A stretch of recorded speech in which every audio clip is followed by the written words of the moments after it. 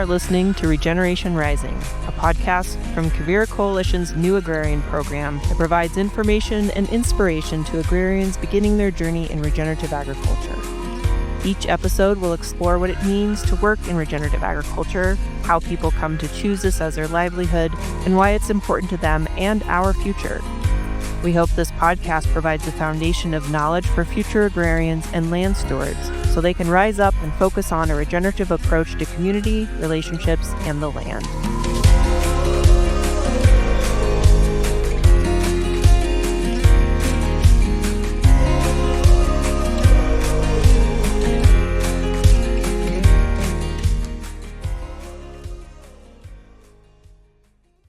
Hello and welcome back to Regeneration Rising. I'm Taylor Mulia, and my guest today is Emma Lietz-Bilecky.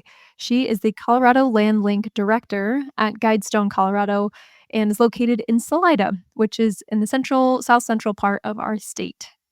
Emma and I talk a little bit about her history in farming and how she came to the Colorado Land Link program, and about their amazing new website overhaul, which will provide a lot of opportunities for land seekers and land owners to connect and potentially come up with partnerships. I really enjoyed our conversation. I always really like talking to Emma.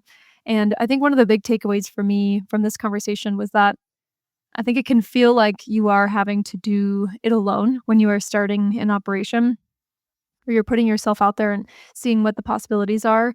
And there's so many people working in not only Colorado, but likely in your state too, who are working to get access for people just like you to farming resources, land, other opportunities. And sometimes it's not a perfect fit. Like there might not be a property right there ready for you to lease in the immediate future, but just reaching out to these organizations and just letting them know what you're looking for and what you might need is so valuable. So I'm so happy that this program exists, and it exists in a lot of other states too. So I thought I'd dig into it a little bit more with Emma. And yep, thanks to Emma so much for sharing her time, and thanks to you for tuning in. Hope you enjoy.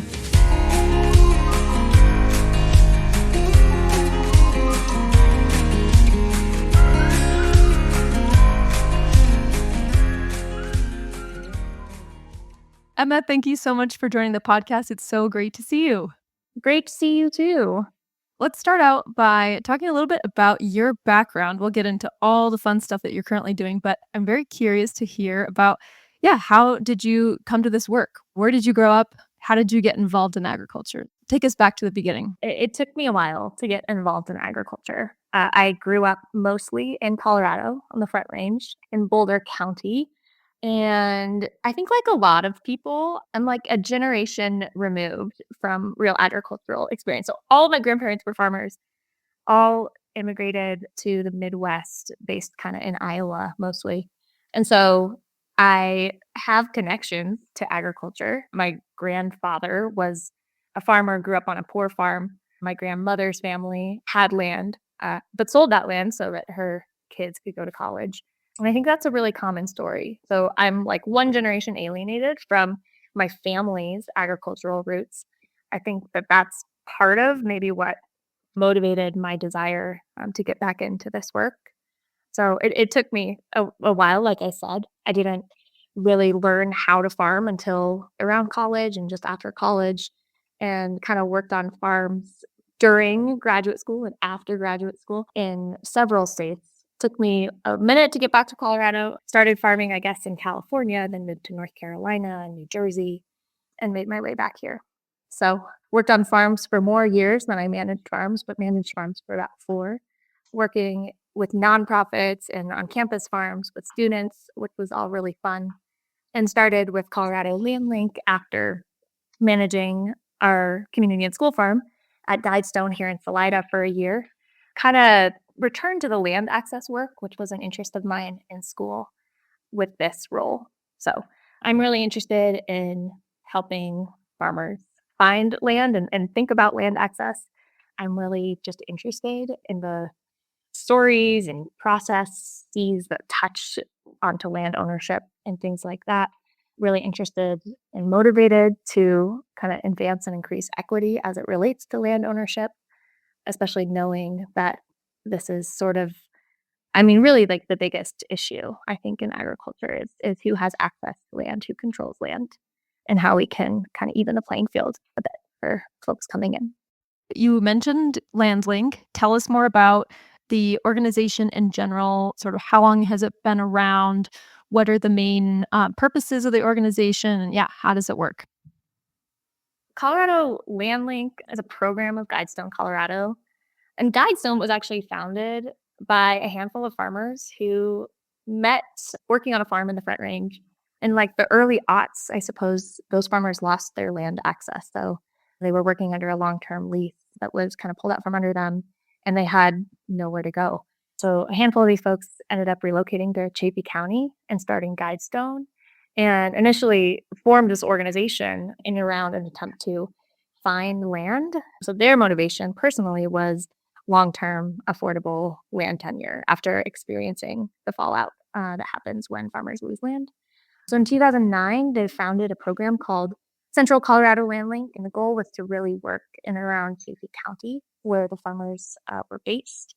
But in 2012, they realized that the need for land access was bigger than Chaffee County and founded Colorado Land Link and began to work statewide.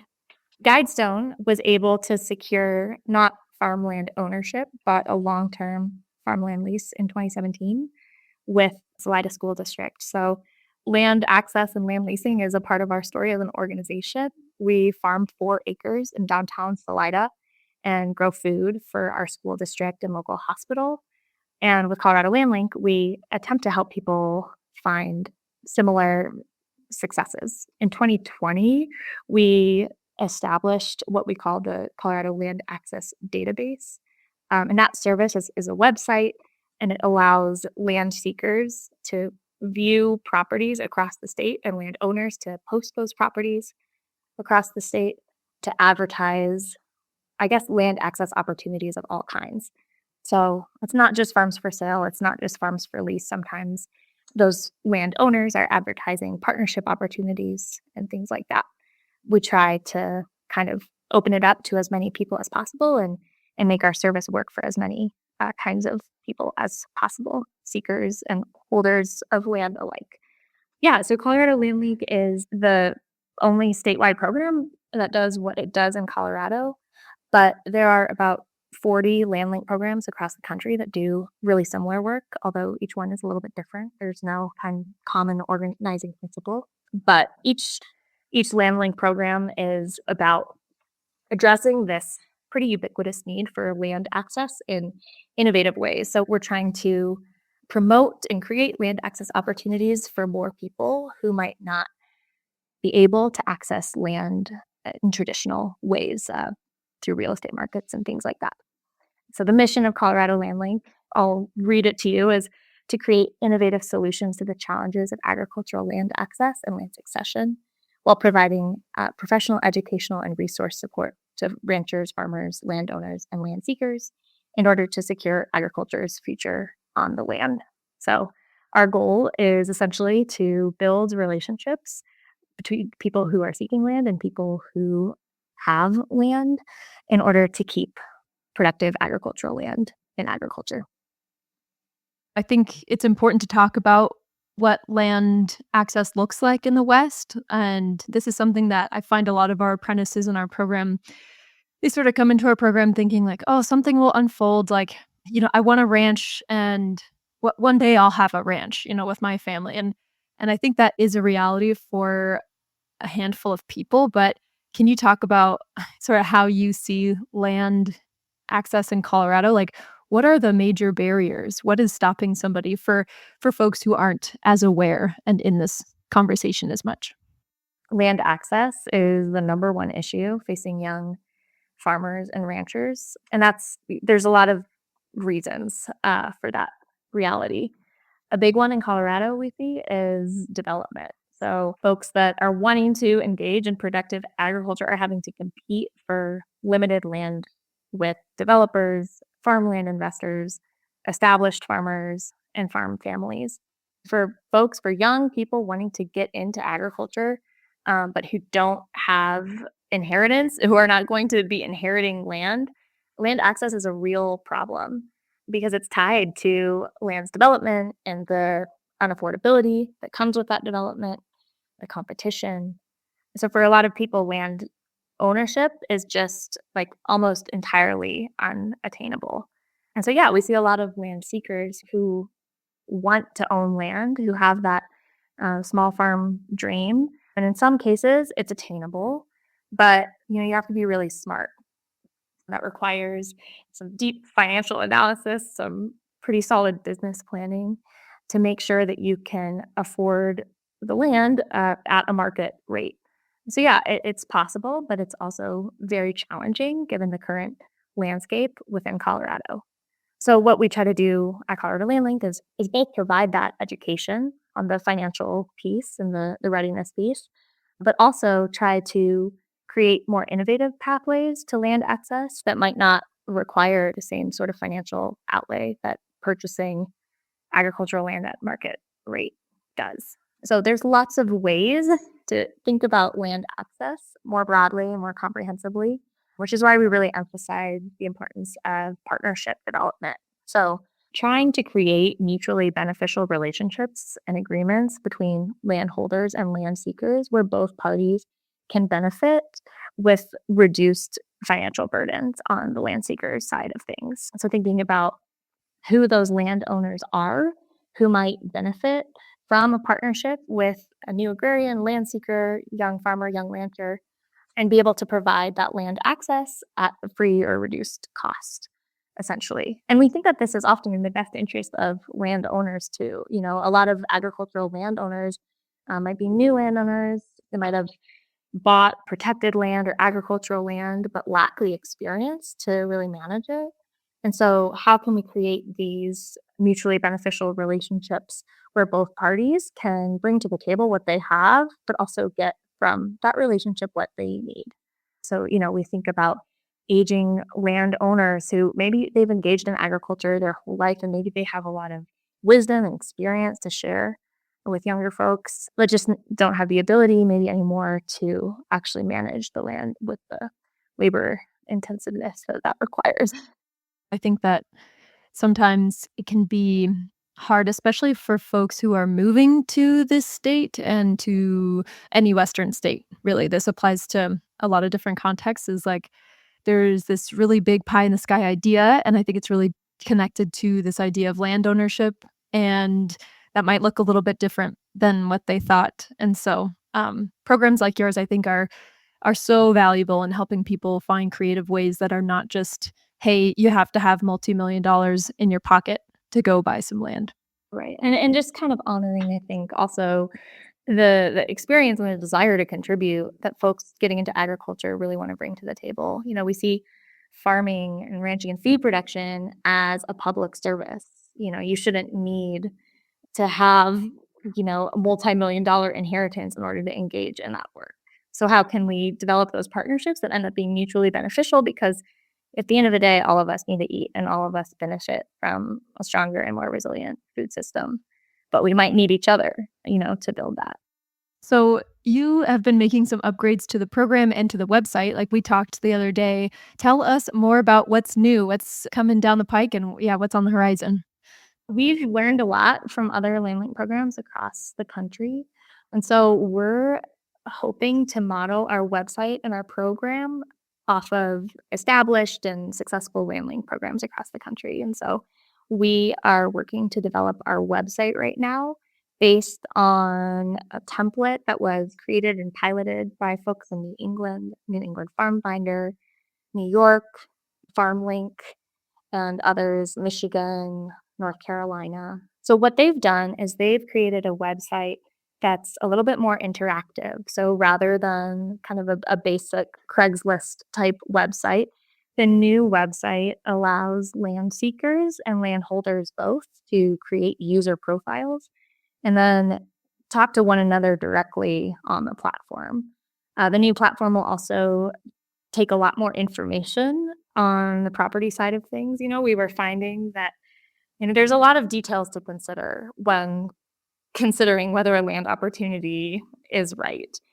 Things like water access and water infrastructure, making sure the water rights are there, making sure the land owner is being, forthcoming about what kind of financial compensation they're expecting, or alternatively, what they're willing to contribute.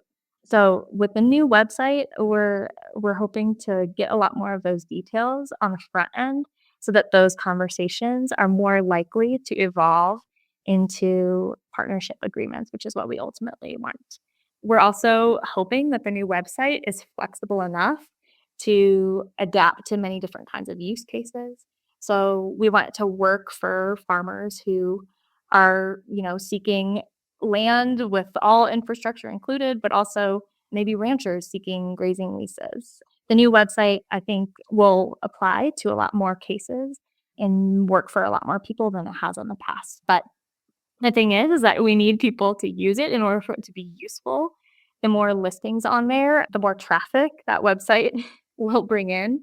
And so this is my pitch to those who are listening. Please use the website, sign up as a land seeker, sign up as a landholder. You never know what you're going to find, and really it's those people that make it work. So It's hard to get momentum because it's like if you're a land seeker and if you go to this page and you don't see any land listings that are exactly what you're looking for, you just kinda close your browser and you're like, "Okay, there's nothing out there." But maybe a landowner looks at the same thing and is like, "Oh, there's no land seekers on here that I really," and so it's like, yeah, you all have to put it on there. You have to get it on there, and then I think that's when the magic happens, and once there's a critical mass of listings, then people kind of start figuring it out and jumping on there, and so I think this is gonna be amazing. This is so exciting to me because you're right, there are so many other land link programs in other states.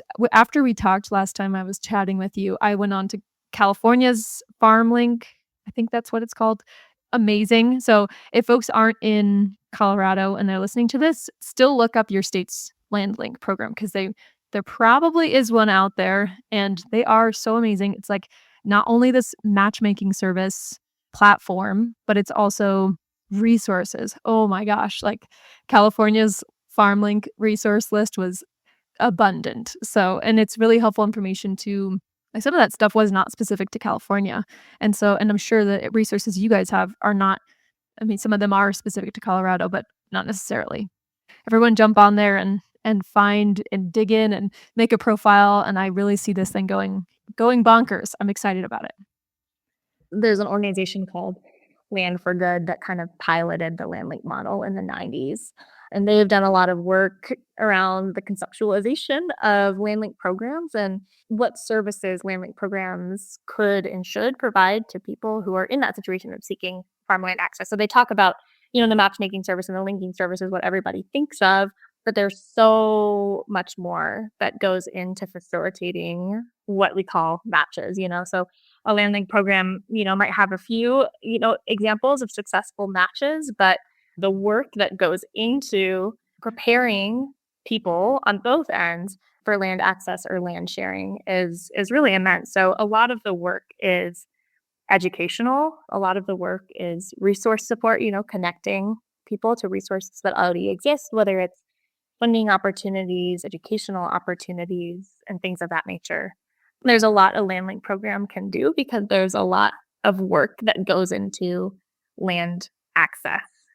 Like we mentioned, it's land access, not only finding land, but understanding what kind of land access one needs, developing those plans, those business plans, those financial analyses that really guide that decision-making process. And like we spoke to, the relationships as well, which are often that's long work and that's intense and in-depth work. I can think of a couple resources that I've used, like checklists to go when you check out a property.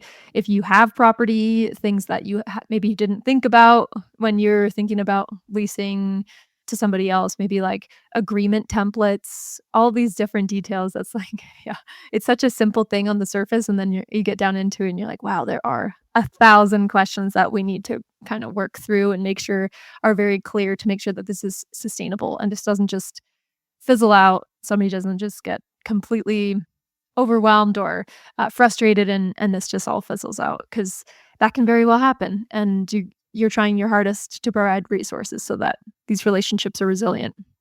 No two situations are the same because everyone's different. Everyone's situation is different. Everyone's needs and desires are different. So, the more we can help find clarity on those details, I think the better our chances for success. So, what are a few challenges that LandLink programs face besides the one we talked about is like engagement, getting people to make a profile and to get that ball rolling? What are some other challenges that you guys face? I think the biggest one that I hear other land link and farm link directors speak to is how we define success and what our metrics of success are. Because of the way these programs are conceptualized and framed, I think it's really tempting to try to quantify our success in that number, like number of successful matches, number of farm leases signed. But they also mentioned that the work it takes to get there is really slow. We're not seeing, tons and tons of matches happen every year. We may see a handful in a year. And for us, that's success, right? Because we know how much work it takes to get there. A conversation with a landowner might start 3 years in advance of that landowner finding a farmer to partner with because it requires conversation and opening up and being transparent about what expectations look like, what needs are really there, needing to be met, and all that takes time. Yeah, that's the biggest one is how we redefine success for sure. And doing that educational work with our funders and our donors and in our grant writing to really make that case that like land access is really complicated. It requires sustained engagement and it's still really valuable, even if it's slow. Can you tell us maybe one success story that has come out of your LandLink program in the last couple years? It could be your own program or another program that you've heard about. Tell us a success story. I have success stories of leases signed. We do have a land seeker here in Salida who is making steps toward a career change and wanting to get into agriculture, but certainly not yet ready to think about purchasing land herself. So yeah, through our land link program and through conversations with her and then with the landowner in town, we were able to match her to a property that was kind of right sized to her needs so she could test out her business model. She wants to grow berries and different perennial fruit plants and is doing just that. So this is the first year of that relationship and she expects to maybe continue on the land she's found for the next year or so, but is also treating it as a little bit of an incubator as she looks for what's next and what's longer term for her as she looks towards, planting trees and making those bigger investments. So yeah, those relationships certainly exist, but I'll tell you, another kind of success story is, sometimes we get people who come to us and say, I'm looking for farmland to purchase. Like I want to own a farm, start a farm. And then they might get more information. They might, get into conversations that cause them to reconsider what they actually want. This is actually my own story. So I found LandLink as a land seeker, was trying to move back to Colorado, figure out a way to do so by finding a farm. But, getting realistic about the numbers and the outlay that would take, realized that, I didn't really need to own a farm in order to do the work that I wanted to do. And so instead of finding a farm to purchase, I found a farm to manage in partnership with a nonprofit, which is Guidestone, the nonprofit I work for now. And it was a lot more straightforward and ultimately a much better financial decision for me to move to the community I live in now and to take a job on a farm instead of trying to purchase a farm outright. So lots of kinds of success stories, but ultimately, like trying to help people figure out what's best for them and their case given their desires and their gifts and their constraints and all of the above factors. So I think that's really important. We're in the manager fellowship right now. We've got a group of 12 beginning ranchers that are working through business plans, and some of them I think are coming to the conclusion that like, you don't have to be a business owner to stay in this work. Like, in fact, it may not be a great fit for what you're actually looking for. I think there is a lot of glory in it, and there are for sure a ton of perks to it, but there's also a lot of ways to stay engaged, to be an incredible manager and have the flexibility of clocking out and not having the whole weight of the farm on your shoulders and trying to navigate that like real estate aspect too, which is just daunting. and what other benefits might there be in a situation like that? For me, I'm a very social person. I really like spending time with people. I really like teaching classes. And, in my case, like working for an organization provided a lot of benefits that, working independently on a farm that I owned by myself without an employee, that would have been really hard for me and who I am. So, yeah, I think kind of thinking about, like I said, all of the above factors and considering what the right form of land access is for you. Tell us some of your pro tips now that you've seen a lot of these processes, you've gone through it yourself. What pro tips do you have for folks looking for land? And then we'll go on to pro tips for folks that have land and are looking for land stewards. Land access is complicated. Don't think that the primary challenge is finding the right piece of land.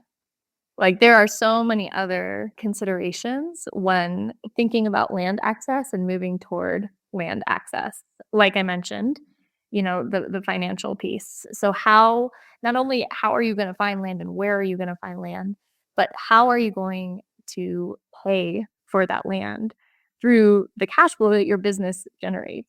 If you're taking on a mortgage or a lease payment, are you sure, or are you as sure as possible that you can afford that payment? Are there markets in your area where you can sell your product? That's a big component of land access. Market access might be kind of built in to the price of the land and might determine the affordability.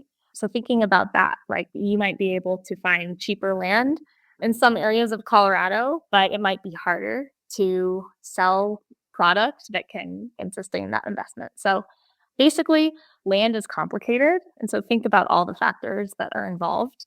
And then I guess secondarily, learn as much as you can from people who have seen success. So I'm a huge fan of Kavira's new agrarian program. I love that concept. Who's done it? Like, who's found success and what can you learn from them? Recognizing that the world is changing and your situations might not be exactly alike, but how can you, think of your education as an investment in your business and your farm as a form of equity? And how can you learn as much as you can while you still can? There are a lot of different folks in different situations that have land. Like you said, there's increasingly people in Colorado who have purchased land and are not quite interested in stewarding it in its entirety and maybe want to lease out some of it. Or and then there's other people who, yeah, it's a pretty traditional farmland parcel and it's going to get leased to some other farmer if not. And so there's a lot of different situations here, but tell us about some advice you'd have for folks who have land and they're looking for someone to steward it. Great question. I think my advice might differ based on who I'm talking to. The big difference, I think, is in talking to agricultural landowners and non-agricultural landowners, or agricultural landowners who don't themselves have agricultural experience. Those these two types of parties are coming to the conversation with really different needs. On the one hand, you might have a landowner that lacks direct experience in agricultural management, coming with a need for expertise that they don't have.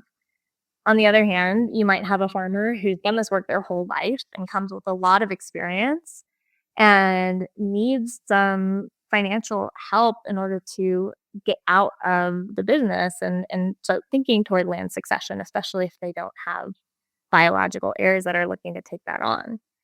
My advice across the board is really think, like, what do you have to offer in this relationship and what needs do you have?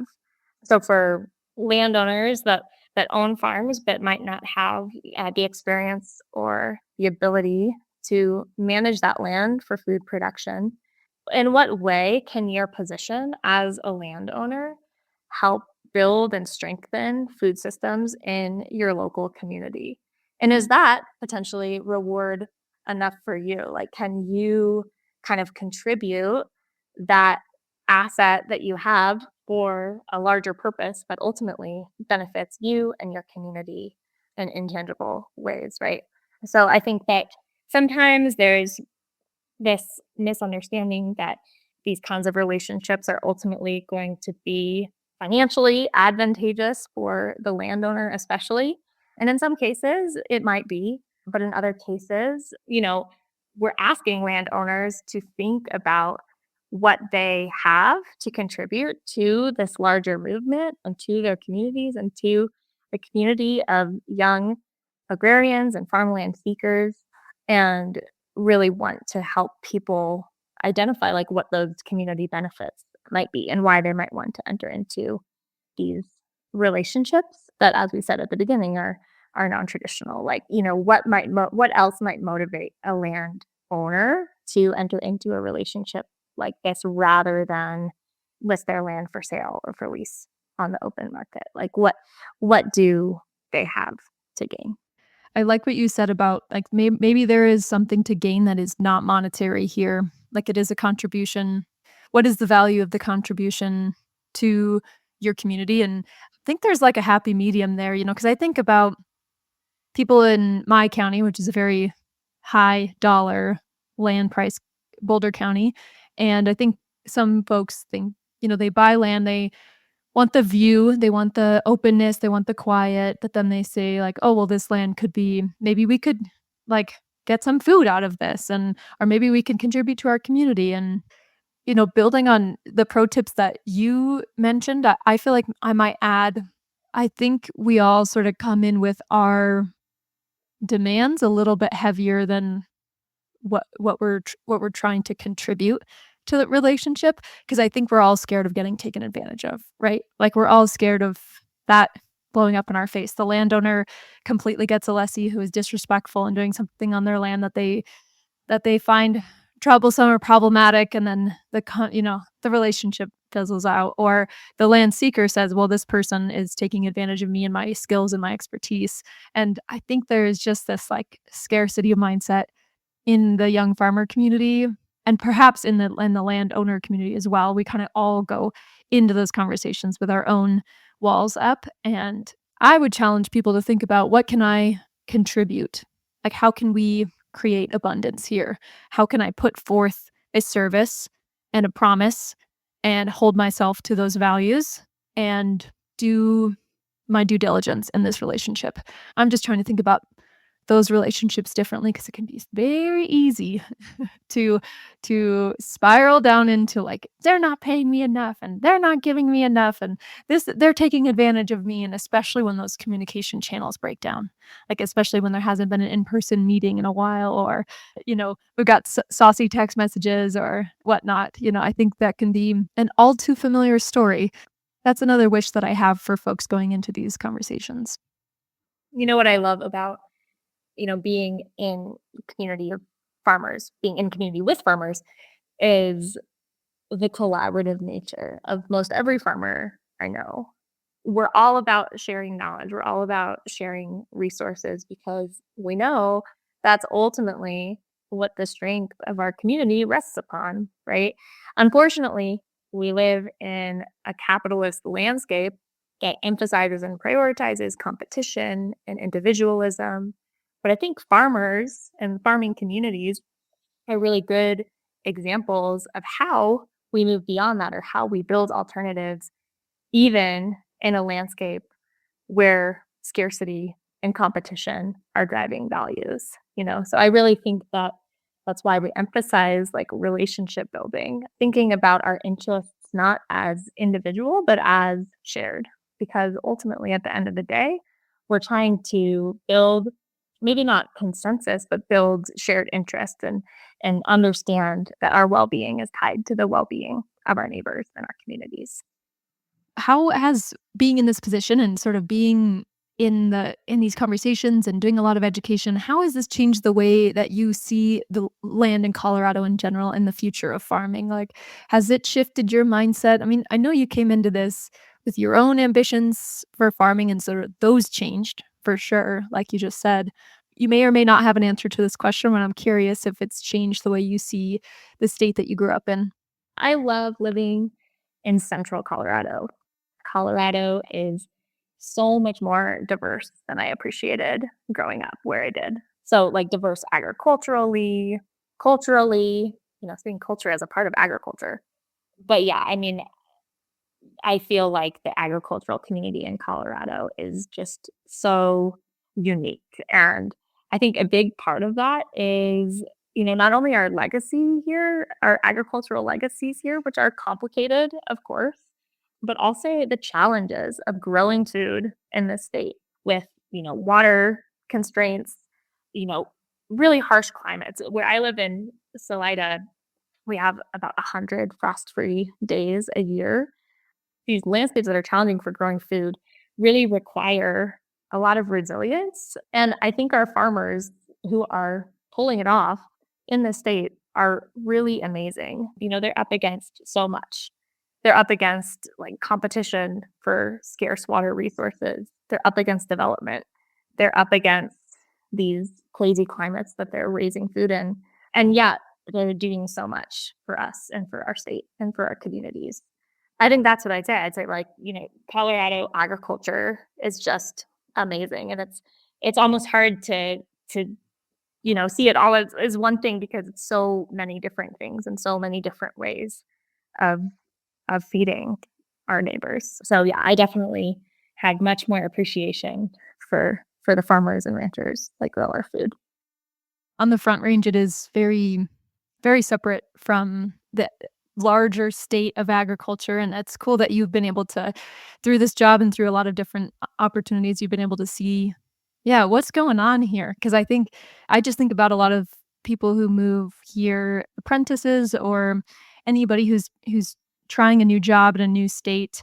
I think it's really important to be patient and to take the time to really understand the context of where you are. Like, if there are several seasons where you're not building up to something quite yet, even if you're meeting people, you're getting an understanding of where you are building a picture, a more broader picture of what it's like to farm and ranch here. I feel like that's so valuable. And I think some people just rush to try to figure out what kind of business am I going to build? How am I going to get my own farm? I see so much value in, say, working for a nonprofit or even working on a farm for a couple different seasons and seeing just what we're dealing with, like just kind of settling in and understanding what the story is here. So I appreciate that you've had sort of so many different stages in your life that have completed this picture that's a lot more complicated and fun and interesting than you maybe grew up with.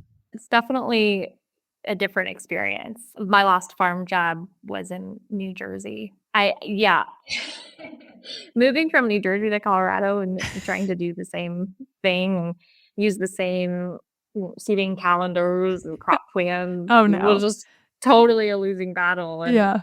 the stressors are totally different. Like we had major flooding in New Jersey. We're kind of as a result of climate change and, changing weather patterns and things like that. So thinking about like, okay, the climate risks here in Colorado are so different. The competencies required to make it work here are so different. And I think that, anyone that's moving here and trying to farm in Colorado would really do well to study what makes growing in this climate unique before getting too ambitious, I suppose. Absolutely, absolutely. Well said. Okay, well, my last question for you before we go into our rapid fire section is, what are your hopes for this new website overhaul, this new chapter for Colorado LandLink? What are your hopes and how can people help? I would just encourage people to reach out and to ask for help. Let us know what you need and how we can support you in your land access journey, whatever that looks like. Colorado LandLink is here to be a resource. We understand that there are a lot of other amazing resources across the state that people are relying on. But, we want to contribute how we can. So I would say like Colorado LandLink is growing and changing, and it can grow and change to fill whatever needs exist as those needs change over time. And so we just hope that we can be a resource where people aren't already finding resource support. And I would just say, reach out and let's have a conversation. And if it's not Colorado LandLink, that will ultimately be helping you, like how can we stay in the conversation, connect you to people, connect you to resources that you need.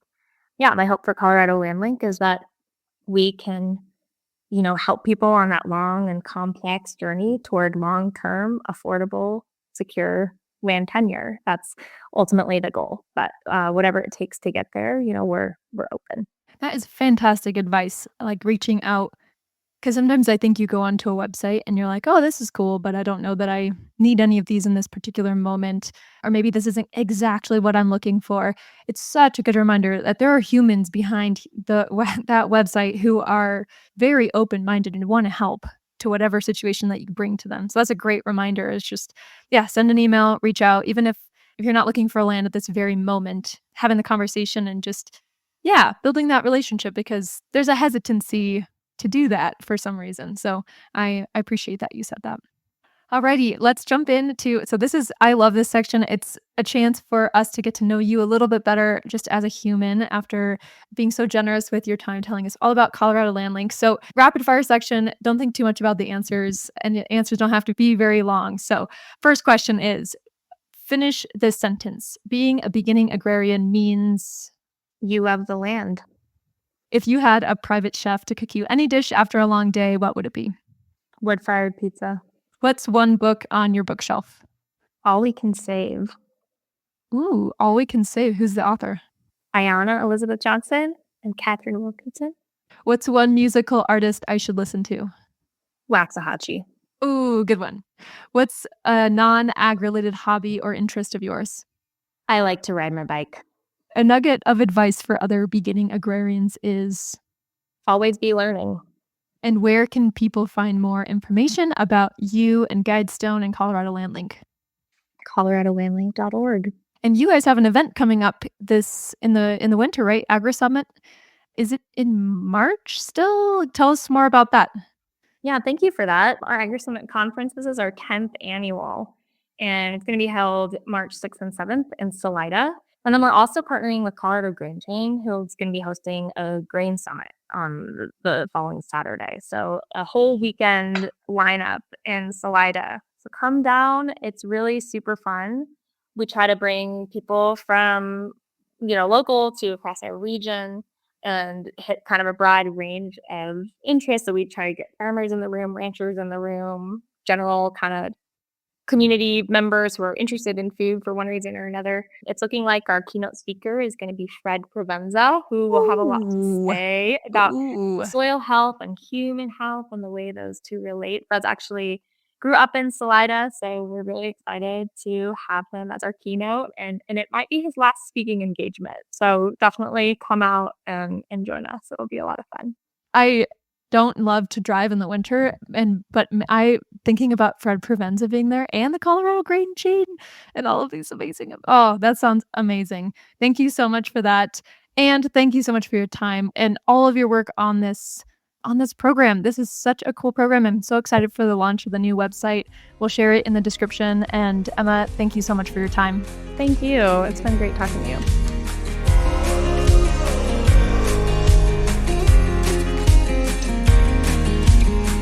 Thank you so much for tuning in. If you'd like to connect to the broader Quivira community of ranchers, farmers, conservation and government agency professionals, educators, nature nerds, curious consumers, and more, we're excited to have you. Our website is quiviracoalition.org, and in the upper right, click on Get E-News to sign up for our newsletter, where we share happenings and events, learning opportunities, job postings, and more.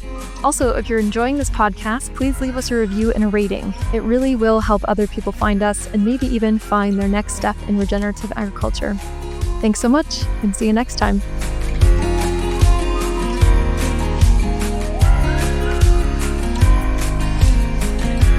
This podcast was produced by Quivira Coalition in our quest to support resilience on working lands. Learn more about our work and how you can support regenerative agriculture and solutions to climate change at quiviracoalition.org. This episode was edited and engineered by Caleb Wenzel-Fisher. A Folk Story, our theme music, was made by Alex Cristoforetti, and we're grateful for our guests who take time out of their busy lives to share their experiences with us.